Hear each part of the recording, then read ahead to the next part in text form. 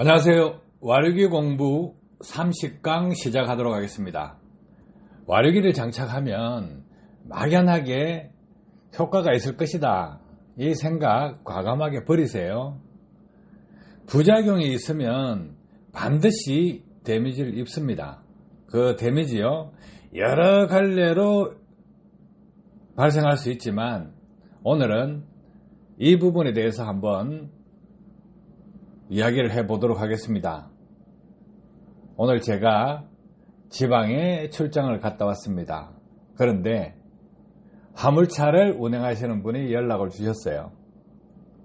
남아가스가 많이 나오지 않는다. 그런데 인터쿨러 하부에 엔진 오일이 계속 쌓인다 이거예요. 그러면 왜 그런 현상이 생길까 자문을 해드리면서 밸브 가이드에 링을 통해서 오일이 셀 수 있다. 또 남아가스로 인해서 유전기가 올라와서 인터쿨러 내부에 쌓일 수 있다. 그렇게 했는데 남아가스 발생량이 적다예요. 그럼 적으면 일정 주기마다 엔진 오일이 인터쿨러 안에 쌓인다. 그러면 뭐겠어요? 엔진에서 클랙이 갔거나 했을 때 생길 수가 있습니다. 헤드 클랙이 갔을 때. 그런데 대체적으로 터보에서 문제가 생깁니다. 그러면 그 세 가지 가운데 밸브 가이드에서 문제가 생기겠느냐, 아니면 라이너에 손상을 입어서 폭발 행정의 연소 가스가 엔진 안으로 들어가서 남아가스가 많이 나와서 그 현상이 생기느냐, 아니면 터보가 누유돼서 그 현상이 생기느냐, 세 가지 중에 한 개라는 거죠. 국산차 엔진하고 수입차 엔진하고 또 다르죠. 수입차 엔진들요, CCV 필터가 있어서 오일이 인터쿨러 밑에 쌓이는 것 아예 없는 차들도 있습니다. 그런데 일부 차종, 상용차, 어느 메이커라고 하지 않더라도 오일이 쌓이는 차가 있습니다. 그런데 그 양은 극히 작다는 거예요. 그렇게 많은 양이 나오지 않습니다. 그런데 터보에서 누유가 됐을 때 그 누유된 오일이 어디로 가겠습니까? 자, 오일이 토출 방향으로 나오게 되면 인터쿨러 호스, 그 호스를 통해서 인터쿨러를 들어가게 되고, 열기환으로 인해서 냉각되면 오일이 인터쿨러 하부에 고이게 됩니다. 자, 터보 누유, 인터쿨러 하부 오일이 쌓이게 되면 그 다음 단계로 시동을 걸어 놓게 되면, 자, 그 옆에 인터쿨러 상부 오일 부분 있죠. 이건 상용차 엔진입니다. 인터쿨러 상단부로 오일이 넘어 나오죠. 자, 이렇게 오일이 넘어왔을 때 배기구에서는 흰 연기가 납니다. 오일이 타는 거예요. 연소실 안에 들어가서. 이런 현상이 발생할 수 있다예요.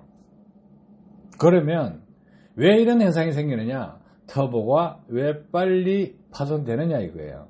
터보가 파손되는 원인은 상당히 많습니다. 엔진에서 시동을 걸었을 때, 오일이 전체 다 빠져가 있을 때 시동을 걸게 되면 약 40초에서 60초 사이 오일이 보급됩니다. 오일을 전체 다 뺐을 때 이야기입니다. 그 상태에서 오일이 올라가면 그 오일이 터보가 돌아갈 때 윤활유 역할을 하고 냉각 역할을 합니다. 그래서 시동을 걸고 훅가시를 준다, 붕붕 하면 터보 나갈 수가 있습니다. 또 주기적으로 엔진 오일을 교체해야 되는 이유, 엔진 오일이 좋지 않으면 터보가 또 나갈 수가 있습니다. 그런데 그런 것은 기본적인 이야기입니다. 자, 엔진 설계할 때 자동차 메이커가 허용 오차를 줍니다. 한계치를 100이라 했을 때 80% 설계할 거냐, 85% 설계할 거냐, 90% 설계할 거냐, 이런 설계 기준이 있습니다. 여유분을 둡니다. 그런데 터보에서 배기구 사이 와류기를 달 거라고는 상상조차 안 합니다. 지금 시중에서 와류기, 터보에서 인터쿨러 사이에 와류기를 1개 내지 2개 다는 와류기도 있고, 또 인터쿨러에서 연소실까지 와류기를 1개 내지 2개 다는 와류기도 있고, 또 연소실에서 배기까지 1개 내지 4개를 장착하는 와류기도 있습니다. 그렇다 그러면 이것을 합쳐보세요. 8개입니다. 강 크죠? 8개가 있다 그러면 터보가 엔진에 과급을 시키는 과정에서 압이 걸리겠죠. 압이 걸리면 인터쿨러 호스 빠질 수도 있습니다. 힘을 못 견뎌서. 그런 과정이 반복되면 어떻겠어요? 터보 축에 무리가 가죠. 무리가 가면 마모가 빠르겠죠. 마모가 빠르면 어떻게 되겠습니까? 편심이 일어난다는 거예요. 편심이 일어나는 과정에 충격을 준다 하면 터보 나갑니다. 나가기 전 단계에 어떤 현상이 일어날까요? 오일이 삐쳐서 나옵니다. 그러면 터보 기능을 상실했다 하면 어떤 현상이 생기느냐?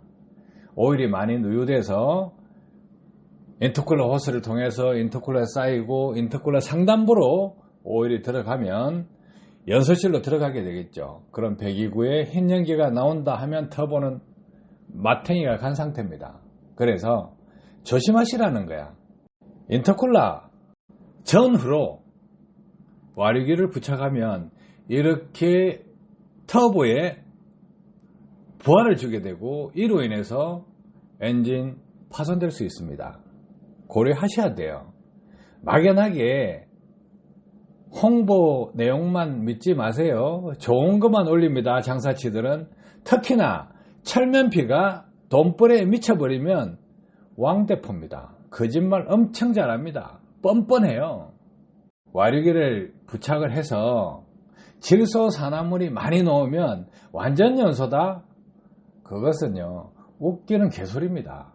믿지 마세요. 질소산화물이 첨가됐다 하면 아니다고 또 발뺌합니다. 말도 안 되는 거예요. 질소산화물 왜 생길까요?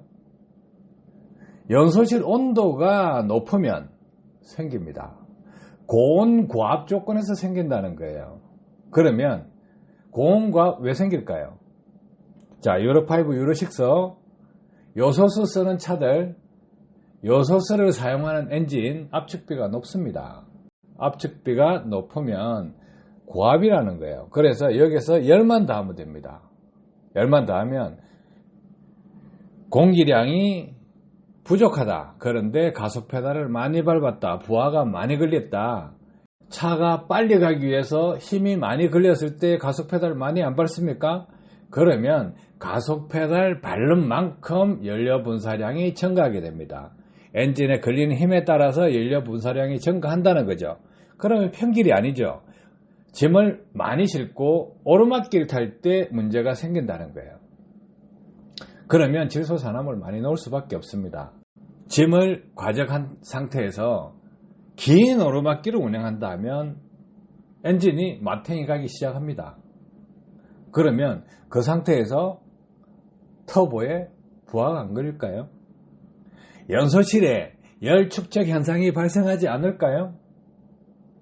그런 것까지 고민하시고, 철면피는요, 철저하게요, 남의 아픔을 무시합니다.